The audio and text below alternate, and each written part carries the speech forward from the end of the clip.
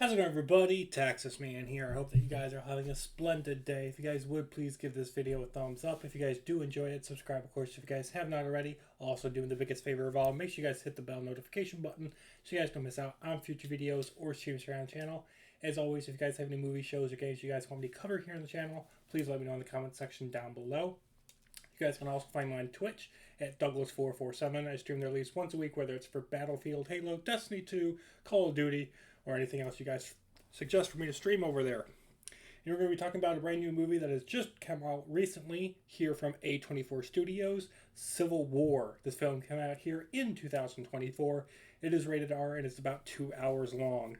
If you guys don't know, A24 Studios is a really newer studio, and they've released films such as The Iron Claw, Dream Scenario, and many others. Yet this is their first attempt at a big summer blockbuster release, and I really enjoyed it. I was honestly kind of scared, but from the premise, I thought it was going to be an interesting watch, and my expectations were low, and I was generally blown away, no pun intended. I enjoyed this film. It does have a couple flaws.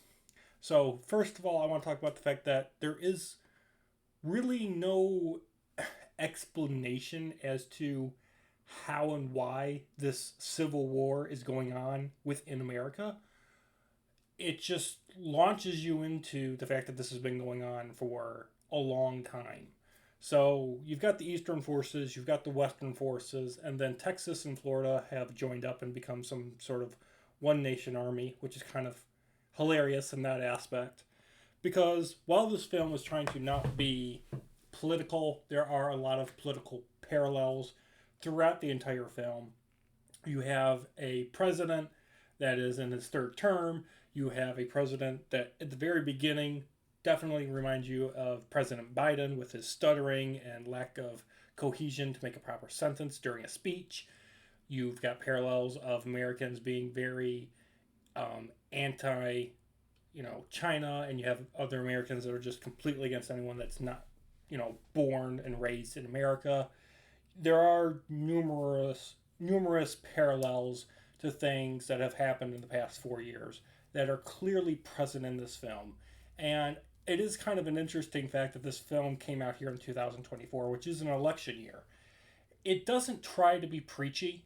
It's not trying to be preachy. It's not saying, hey, you should vote for this person or the other person this year. But it does offer a very interesting look into a possible scenario of what America would look like with modern day technology. What would the world look like when the president has at his disposal a nuclear arsenal, but really doesn't want to have to use it? And he just wants everyone to come back together so there's a unified nation. Another thing that was kind of interesting, and I just realized this film is called Civil War, and it's about a modern day civil war, but other parts of the world and how they are viewing this scenario are never mentioned. We don't get any mention as to, like, what is Europe doing? What is Asia doing? What is South America up to? What is the rest of the world doing when this civil war is happening in America? Are these nations taking sides, or are they just bystanders and they're just seeing what happens? There is no proper explanation of outside forces. So those are kind of my biggest pet peeves with the movie. Now, diving into what I like the most, I think the characters all work well.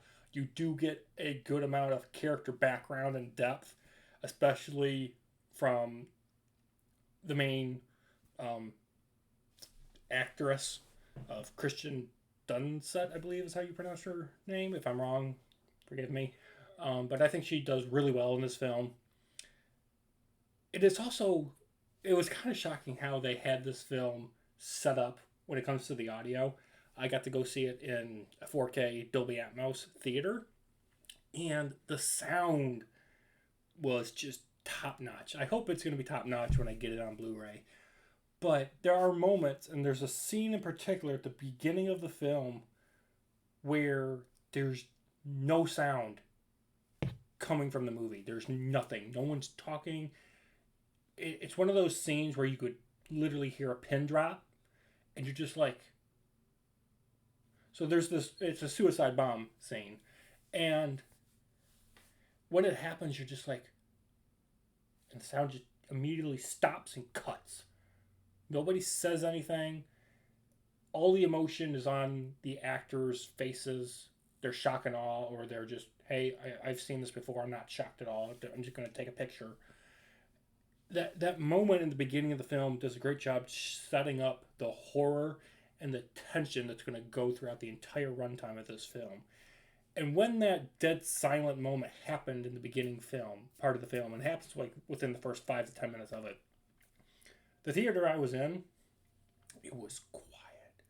No one was drinking, eating popcorn, making noise. It was dead silent. Okay? It was so quiet. It was creepy. And then we pick back up with the sound. It was really well done. So, in case you guys don't know what Civil War is, because honestly I don't think they marketed this film as much as I think they should have. It's basically a road trip following these journalists from New York trying to get to D.C. before D.C. falls, and trying to interview the president before he is either captured or killed, and get his final statements.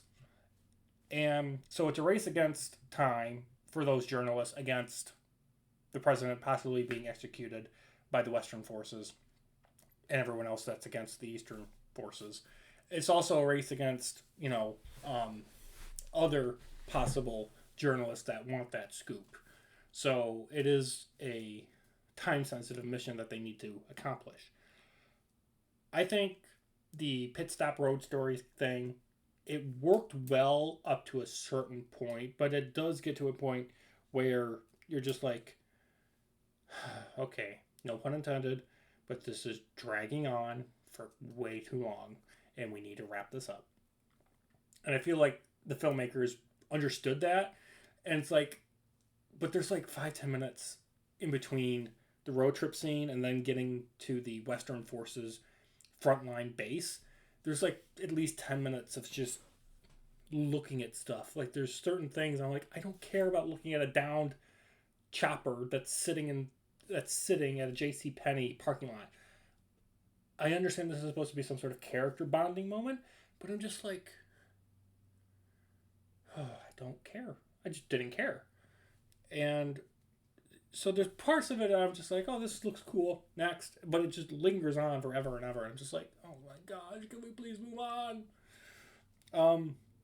Getting to the finale, I think the last 20-30 minutes of this film is just action, and the sound design is really cool, especially when you get to the Western forces front lines and they're about to invade DC and take over DC and either execute or capture the president. That entire finale is just like, all right, this is what I paid for. This is the movie. Let's go. I mean, you've got jets and choppers and tanks and Humvees just strolling into DC.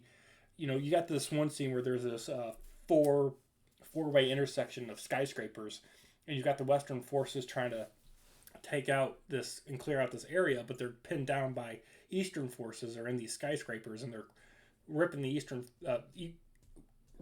Western forces up. And so they call in reinforcements, and this Western force Apache chopper comes down to the street, turns to the left, and just mows them down with his machine gun. Then he goes to the right and just unleashes missile barrage on them. And it was just like, oh, the power of an Apache. I love it. It was great. And then the tank scenes were all great. The breaking into the main entrance to the White House was awesome. It was an action-packed finale. There's some misleading moments like, where's the president? Is he in the White House? Is he trying to escape in a car? And I think the finale worked really well. There was a character death that I didn't expect to happen, but when it was about to, I'm like, okay, this character's dead. This character's going to die.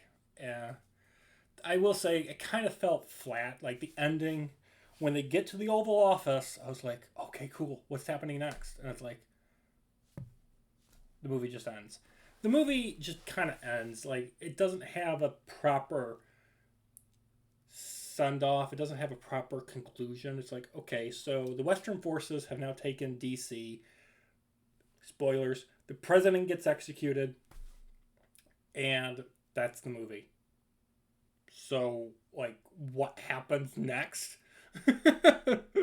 Like I said, there are several questions that never get answered. Like I said earlier in the video, there's no proper explanation as to why this civil war is happening to begin with. So you can make up your own things of it. If you don't even want to think about why this is happening and you just want to watch it for a political, road trip action movie, you can do that too.